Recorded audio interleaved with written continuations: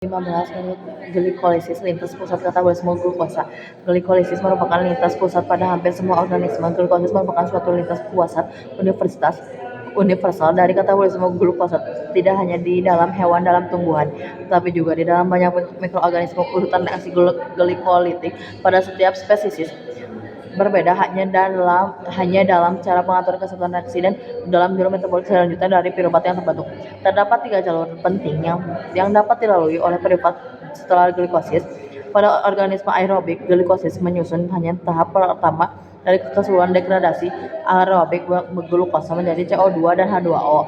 Piruvat yang terbentuk lalu dioksidasi dengan melepaskan gugus karboksilat sebagai CO2 untuk membentukkan gugus asetil pada asetil koenzim. Lintas piruvat yang kedua adalah reduksi menjadi laktat. Jika jaringan hewan harus berfungsi dalam keadaan anaerobik, terutama pada kontraksi aktif otot kerangka piruvat yang terbentuk dari glukosa tidak dapat dioksidasi lebih lanjut karena kurangnya oksigen. Pembentukan ATP berkaitan dengan glikolisis. Selama glikolisis, banyak energi bebas yang diberikan oleh molekul glukosa yang disimpan dalam bentuk ATP. Hal ini mudah diperhatikan jika kita menentukan semua bersama keseimbangan bagi glikosis anaerobik yang terjadi di dalam otot kerangka. Jadi bagi setiap molekul glukosa yang terurai, 2 molekul ATP dihasilkan dan ADP dan P1. Sekarang kita dapat memisahkan persamaan glikolisis anaerobik menjadi 2 proses. 1. Pengubahan glukosa menjadi laktat yang mengakibatkan pembebasan energi bebas yang akan dibahas pada lab selanjutnya. Sebagai energi besar bebas yang dilepaskan pada degradasi glukosa menjadi laktat disimpan di dalam kedua senyawa ini. Pemindahan gugus fosfat dari ATP ke suatu molekul penerima dapat memberikannya.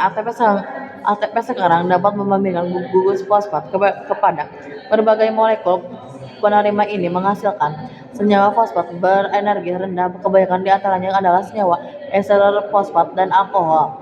Reaksi tersebut juga dikatalis oleh kinase. Di antara kinase ini terdapat heksokinase yang mengatakan pemindahan gugus fosfat dari ATPK ke glukosa. Yang lain adalah gliserol kinase yang mengatalis reaksi. Pada reaksi, suatu gugus hidroksid dari molekul penerima bereaksi dengan fosfat menghasilkan ester fosfat. Karena nilai Ag bagi glukosa 6 fosfat 3,3 kmol dan gliserol 3 fosfat lebih kecil dari ATP. Reaksi di atas cenderung berjalan ke arah kanan seperti dituliskan. Jika kita mulai dengan konsentrasi 1,0 m yang akan bagi substrat dan bereaksi, glukosa 6 fosfat dan gliserol 3 fosfat memiliki kandungan energi yang lebih tinggi dari glukosa dan gliserol bebas atau yang belum terfosforisasi. Kita dapat menganggap keduanya sebagai bentuk glukosa dari gliserol yang telah berenergi yang sekarang dapat mengalami reaksi enzimatis selanjutnya dengan kedua senyawa tersebut berperan sebagai unit pembangun yang telah diaktifkan untuk sintesis molekul yang lebih besar. Kedua proses ini tidak dapat berjalan secara terpisah. Keduanya harus terjadi bersamaan. Namun demikian, jika reaksi-reaksi yang memberikan dan menggunakan energi dituliskan dengan cara ini, kita melihat dengan jelas bahwa pemecahan 1 mol glukosa menjadi laktat atau akan menghasilkan energi bebas dalam jumlah lebih dari cukup 470 kcal dan keadaan baku untuk menghasilkan 2 mol ATP dan ADT dan fosfat yang memerlukan input 7,3 sama dengan 14,6 kal. Banyak energi bebas yang tetap tinggal di dalam produk glikosis. Glikosis membebaskan hanya sebagian kecil dari semua energi yang tersedia di dalam molekul glukosa. Pada saat glukosa dioksidasi sempurna menjadi CO2 dan H2O, perubahan energi bebas baku mencapai 686 kmol. Oleh karena itu, perunggulan glukosa menjadi 2 molekul laktat menghasilkan hanya 47/686 sama dengan 6,9% dari seluruh energi yang dapat dibebaskan jika glukosa dioksidasi sempurna menjadi CO2 dan H2O. Kedua molekul laktat yang dibentuk oleh glikosis mengandung hampir semua energi molekul glukosa yang tersedia Glikosis memiliki dua fase. Sebelum kita mengamati tahap-tahap pemecahan glukosa 6 karbon menjadi 2 molekul, hampir semua vertebrata merupakan organisme aerobik yang pertama-tama mengubah glukosa menjadi pirufat oleh glikolisis, lalu mengoksidasi pirufat sempurna menjadi CO2 dan H2O dengan menggunakan molekul oksigen. Glikosis anaerobik berperan pada hampir semua vertebrata, termasuk pada manusia, dalam waktu yang pendek. Aktivitas otot yang bersifat ekstrim, misalnya selama lari cepat 100 m, pada saat oksigen tidak dapat dibawa pada kecepatan yang cukup untuk dibawa ke otot dan mengoksidasi pirufat menghasilkan ATP. Sebaliknya, otot menggunakan glikogen cadangan sebagai bahan bakar untuk menghasilkan ATP oleh glikolisis anaerobik dengan laktat sebagai produk akhir. Penggunaan glikosis anaerobik sebagai suatu sumber energi bagi kontraksi otot, terutama penting pada otot putih. Walaupun hampir semua otot kerangka mengandung kedua serat putih dan merah, beberapa jenis otot memiliki hampir semua serat otot merah, dan beberapa jenis otot yang lain mengandung hampir semua otot putih. Otot untuk terbang pada burung kalkun merupakan otot putih. Struktur ini hanya mampu terbang dalam jarak pendek. Otot kaki kuda yang mampu menyorong aktivitas lari, terutama tersusun atas serat merah. Serat otot putih yang mengandung hanya beberapa mitokondria berkontraksi dengan kecepatan amat tinggi. Secara umum, sistem sirkular hewan kecil dapat mengangkut oksigen menuju otot dengan kecepatan cukup tinggi. Hal ini menghindari penggunaan glikogen otot secara anaerobik. Sebagai contoh, burung-burung yang biasanya berpindah tempat seringkali terbang melalui jarak jauh pada kecepatan tinggi tanpa beristirahat dan tanpa mengalami hutang oksigen. Sebagai contoh, buaya biasanya tidak banyak bergerak, akan tetapi bila terdapat rangsangan, hewan ini mampu menyerang secara cepat dan mengimbaskan ekornya dengan gerakan yang membahayakan. Aktivitas intensif yang mendadak ini terjadi dalam waktu singkat dan harus diikuti dengan waktu pengembalian yang cukup panjang. Hewan besar lainnya, misalnya gajah, kudanil, memiliki masalah metabolik yang serupa seperti juga mamalia air dalam ikan paus dan anjing laut. Dinosaurus dan hewan besar prasejarah lainnya memungkinkan harus bergantung kepada glikosis anaerobik untuk memperoleh energi otot untuk dilanjutkan dengan waktu pengembalian yang sangat lama. Penyelesaian laut dalam telah menemukan berbagai spesies lautan pada kedalaman tinggi yang hampir-hampir tidak lagi beroksigen. Contohnya ikan primitif raksasa coelacanth yang ditemukan pada kedalaman 12.000 kaki atau lebih oleh nelayan di pantai Afrika Selatan. Telah ditemukan melakukan metabolisme anaerobik pada hampir jaringan, mengubah karbohidrat oleh mekanisme anaerobik menjadi laktat dan produk lain yang kebanyakan harus dikeluarkan dari tubuhnya. Fase kedua, glikolisis yang dilangsungkan oleh 5 enzim sisanya mengabarkan upah glikolisis, yaitu energi yang dibebaskan pada saat 2 molekul gliseraldehyde 3-fosfat diubah menjadi 2 molekul pirufat dan disimpan oleh fosfolisis keempat molekul ADP dan menjadi ATP yang terjadi bersamaan dengan fase proses ini. Walaupun 4 molekul ATP dibentuk di dalam fase kedua, hasil reaksi keseluruhan adalah 2 molekul ATP per molekul glukosa yang dipergunakan karena 2 molekul ATP harus diberikan pada fase pertama glikosis. Terdapat 3 jenis transformasi kimia yang berbeda. 1. Pemecahan kerangka karbon glukosa menghasilkan pirufat, yaitu lintas atau karbon. Kedua, fosforisasi ADP dan menjadi ATP oleh senyawa fosfat yang berenergi tinggi yang dibutuhkan selama glikolisis, yaitu lintas gugus fosfat. Yang ketiga, pemindahan atom hidrogen atau elektron. Kita akan melacak lintas-lintas ini pada waktu mendiskusikan reaksi berurutan dan glikosis. Satu hal lagi, pada hampir semua sel, enzim-enzim yang menyebabkan glikolisis terdapat dalam bentuk terlarut di dalam sitosol sel yang merupakan medium cair dari sitoplasma. Glikolisis berlangsung melalui senyawa antara berfosfat. Hal yang penting diperhatikan pada urutan glikolisis adalah bahwa masing-masing dari ke-9 senyawa metabolik di antara glukosa dan pirufat merupakan senyawa berfosfat.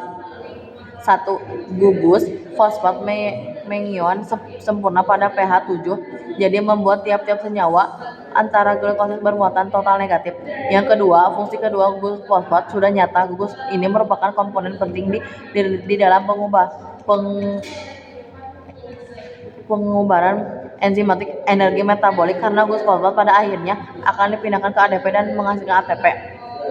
Yang ketiga, gugus fosfat berfungsi sebagai gugus pengenalan atau pengikatan yang dibutuhkan sebagai kedudukan yang cocok pada sisi aktif enzim-enzim yang bersangkutan. Fase pertama glikolisis mengakibatkan pemotongan rantai heksosa.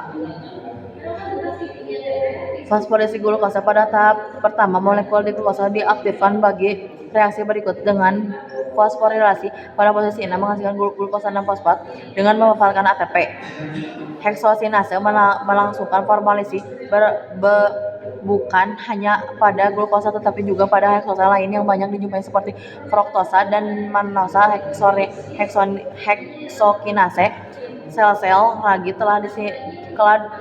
telah dikristalkan dan suatu 3 dimensinya telah dipelajari secara terinci dengan analisis sinar X. Molekul heksokinase mengalami perubahan besar dalam bentuknya dan terstruktur pada molekul ini mengikat molekul heksosa. Heksokinase terdapat dalam berbagai bentuk isosim pada organisme atau jaringan yang berbeda. Walaupun semua jenis mengkatalisis akselerasi pada heksokinase berbeda dalam sifat-sifat kinetiknya. Pada sel otot contohnya, heksokinase memiliki Km yang rendah bagi glukosa, kira-kira 0,1 mm, dan karenanya akan melangsungkan fosforologi glukosa darah 4-5 mm pada kecepatan maksimum. Baik dalam waktu sementara, sehingga kecepatan glukosa 6-fosfat menjadi seimbang dengan kecepatan penggunaan. Di dalam hati terdapat bentuk lain yang dinamakan glukokinase yang tidak ditemukan pada jaringan lain. Glukokinase berbeda dari isoenzim heksokinase dalam 3 hal. 1. Enzim ini spesifik bagi glukosa dan tidak bekerja terhadap heksosa lain. Yang kedua, enzim ini tidak dihambat oleh glukosa 6-fosfat. Yang ketiga, glukokinase memiliki Km bagi glukosa yang jauh lebih tinggi, kira-kira 10 mm dibandingkan dengan heksokinase. Perubahan glukosa 6-fosfat menjadi fruktosa 6-fosfat fosfoglukosaminase yang telah diisolasi dalam bentuk murni dan dari jaringan otot mengkatalisa imunisasi dapat balik senyawa glukosa 6-fosfat yang merupakan suatu aldosa menghasilkan fruktosa 6-fosfat, suatu ketosa. Reaksi ini melibatkan pergeseran oksigen karbonil dari atom karbon. Reaksi ini segera berjalan pada kedua arah seperti yang akan kita perkirakan dengan melihat nilai perubahan energi bebas baku reaksi yang relatif kecil. Reaksi fosforokinase merupakan reaksi tidak dapat balik pada kondisi yang berlaku di dalam sel. Reaksi ini merupakan bagian pengontrol penting yang kedua pada glikolisis. Fosforokinase seperti heksokinase merupakan enzim pengatur dan salah satu enzim yang paling kompleks. Enzim ini merupakan pengatur utama pada glikolisis otot. Penguraian fruktosa 1,1-6 di fosfat. Reaksi ini dikatalisis oleh enzim aldolase fruktosa di fosfat yang seringkali secara sederhana disebut aldolase. Enzim ini mudah diisolasi dalam bentuk kristal dan ekstrak otot kelinci. Reaksi yang dikatalisis merupakan konsentrasi aldol yang bersifat dapat balik. Aldolase jaringan hewan tidak memerlukan Mg2+, tetapi di dalam banyak mikroorganisme aldolase adalah enzim yang mengandung Zn2+.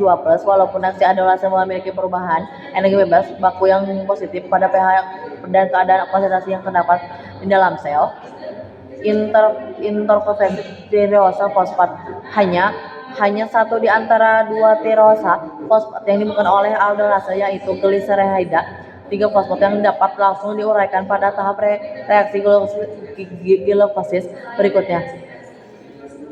Reaksi ini menyambungkan fase pertama glikolisis, yaitu molekul heksosa telah terkorelasi pada posisi 1-6 dan lalu dipotong untuk akhirnya membentuk molekul gliserida 3-fosfat. Fase kedua, glikosis merupakan reaksi penyimpan energi. Fase kedua glikosis mengandung tahap-tahap fosforilisasi penyimpanan energi. Energi bebas dari molekul glukosa disimpan dalam bentuk ATP.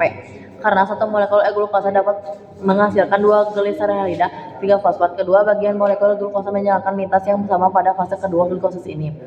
Penyimpanan 2 molekul gliseralida, 3 fosfat menjadi 2 molekul piruvat diikuti oleh pembentukan 4 molekul ATP dan ADP. Pada reaksi kompleks ini gugus aldehida dan gliserida 3 fosfat mengalami dehidrogenasi, tidak menjadi gugus karboksil bebas seperti yang dibayangkan, tetapi menjadi suatu anhidrida karboksilat dengan asam fosfat 3 fosfoglycerol fosfat. Jenis anhidrida ini yang disebut suatu fosfat asil. Senyawa penerimaan hidrogen pada reaksi dehidrogenasi gliserida fosfat adalah koenzim NAD+, yaitu bentuk teroksidasi dari nikotinamida adenin di nukleotida yang mengandung vitamin nikotinamida. Redoksi NAD+ berjalan dengan pemindahan enzimatik ion hidra-amin dari gugus aldehida gliserida di 3 fosfat ke posisi keempat pada cincin nikotinamida NA2+ dan menjalankan reduksi senyawa ini pada posisi cincin 01 dan 4 menghasilkan koenzim NADH teroduksi.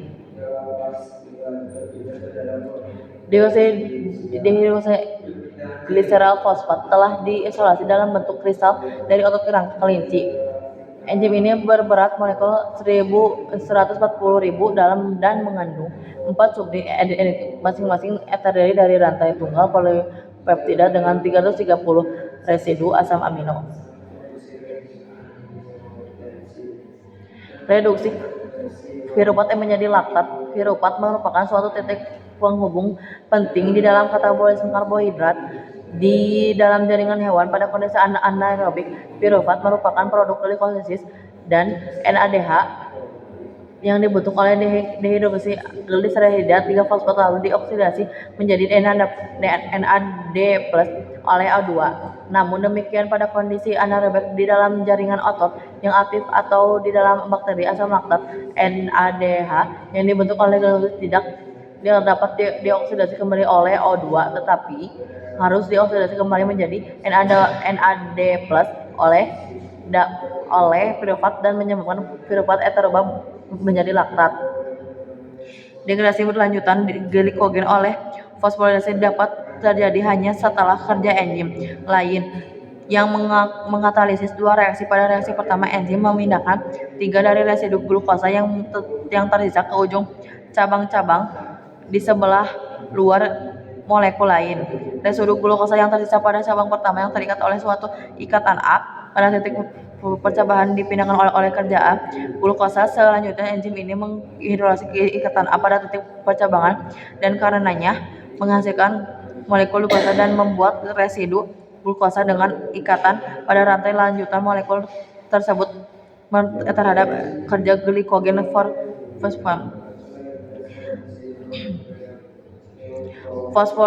fosfolglucomatase penting diperhatikan jika kita tidak tinjau dari segi lain. Enzim ini merupakan salah satu anggota kelompok besar enzim yang mengandung residu sering fungsional pada sisi aktifnya.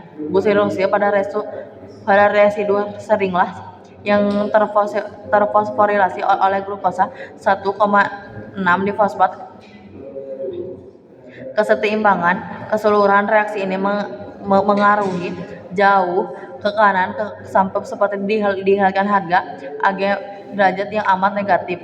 Seperti telah kita lihat, laktat dehidrogenasi hampir semua jaringan terdapat dalam 5 bentuk isozim yang berbeda harga Km yang berbagai piruvat, bilangan baliknya atau Vmax dan tingkat penghambatan alostrik oleh piruvat. Keseluruhan neraca bagi glikosis anaerobik sekarang dapat disusun untuk menjelaskan satu perjalanan kerangka karbon glukosa, 2 lintas NL di dalam reaksi oksidareduksi, yang ketiga input fosfat dan ADP dan output ATP bagian sebelah kiri, dan persamaan berikut ini Perlihatkan semua input ATP, PADP, dan NADP, NAD, NAD+, NADH, dan H+. Pada kondisi aerobik, senyawa pirofat dan bukannya lantak yang merupakan produk pemecahan glikotik glukosa. Pada keadaan ini, 2-NADH yang dibentuk oleh dehidrogenasi 2-gliserida 3-fosfat 3 oksidasi kembali oleh pirofat. Lintas pemberi berasal dari glikogen dan karbohidrat lain menuju lintas glikotik.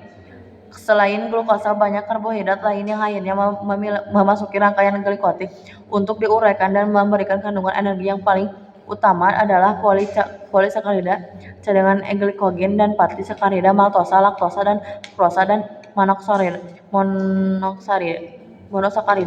fruktosa, manosa, dan galaktosa. Monosakarida lain dapat memasuki rangkaian glikogen pada hewan manusia lain. Di samping glukosa dapat terubah sehingga molekul-molekul ini dapat masuk ke dalam rangkaian glikotik dan memberikan energinya selama degradasi. Senyawa fruktosa yang terdapat dalam bentuk bebas di dalam banyak buah-buahan dan terbentuk oleh hidrolisis sukrosa atau gula meja pada usus kecil dapat diperpolisasi oleh heksokinase yang bekerja pada sejumlah heksosa yang berbeda. UDP galaktosa lalu mengalami epimasi secara enzimatik pada karbon, menghasilkan UDP glukosa oleh enzim 4-epimerase UDP glukosa. Glukosa lalu diuraikan oleh UDP glukosa epirofosfat menjadi glukosa 1-fosfat yang terubah menjadi glukosa 6-fosfat oleh fosfoglukomatase. Pada orang yang menderita bentuk yang paling umum dari penyakit defisiensi genetik galaktosemiak, enzim transferase UDP glukosa galaktosa 1-fosfat secara genetik mengalami kerusakan. Hal ini mencegah pengembangan keseluruhan galaktosa menjadi glukosa. Akibatnya, galaktosa dan galaktosa 1-fosfat tidak dapat dimetabolisme, terkumulasi di dalam darah dan jaringan. Monosakarida yang terbentuk diserap ke dalam darah diangkut ke hati. Di sini, monosakarida difosforilasi dan diubah menjadi senyawa pantara pada rangkaian glikolitik seperti di rangkaian di atas. Intoleran terhadap laktosa pada kebanyakan suku bangsa kecuali penduduk Eropa Utara dan orang-orang Afrika disebabkan oleh kekurangannya hampir semua atau semua aktivitas laktase pada sel-sel khusus setelah masa kanak-kanak, sehingga laktosa tidak dapat dicerna dan diserap dengan sempurna.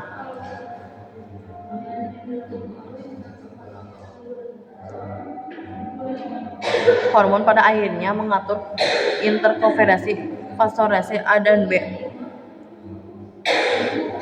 Kita telah melihat bahwa interkonversi fosforilase A dan B pada waktu disebabkan oleh 2 enzim fosforilase A dan kinase fosforilase B yang aktivitasnya menentukan nisbah fosforilase A dan B. Oleh karena itu, merupakan unsur-unsur utama dan dalam menentukan kecepatan pemecahan glikogen menjadi glukosa 1-fosfat. Tetapi sering kita mungkin bertanya,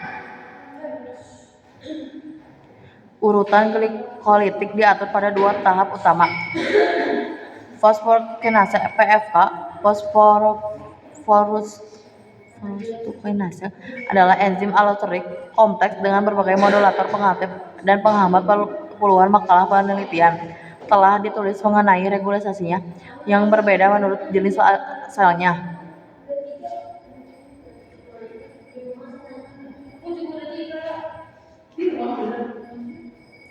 Bagaimanakah cara mengidentifikasi tahap-tahap pengaturan glikosis di dalam sel utuh? Walaupun pengaturan pada kerja enzim allosterik seperti fosforokinase segera terlihat di dalam tabung reaksi dengan preparat enzim murni, muncul beberapa pertanyaan. Fermentasi alkohol berbeda dari glikosis hanya di dalam tahap-tahap akhir. Padi, ragi, dan mikroorganisme lain yang melakukan fermentasi glukosa menjadi etanol CO2 dan bukannya menjadi laktat. Lintas enzimatik degradasi glukosa sama dengan telah dijelaskan bagi glukosis anaerobik, kecuali pada tahap yang dikatalisis oleh dehidrogenase laktat. Sementara biokimiawi, fermentasi alkohol dapat dinyatakan sebagai serangkaian reaksi kimia yang dikatalisis oleh enzim pembuatan bir dan anggur merupakan seni tradisional yang dikerjakan beradab-adab sebelum ilmu kimia dilahirkan.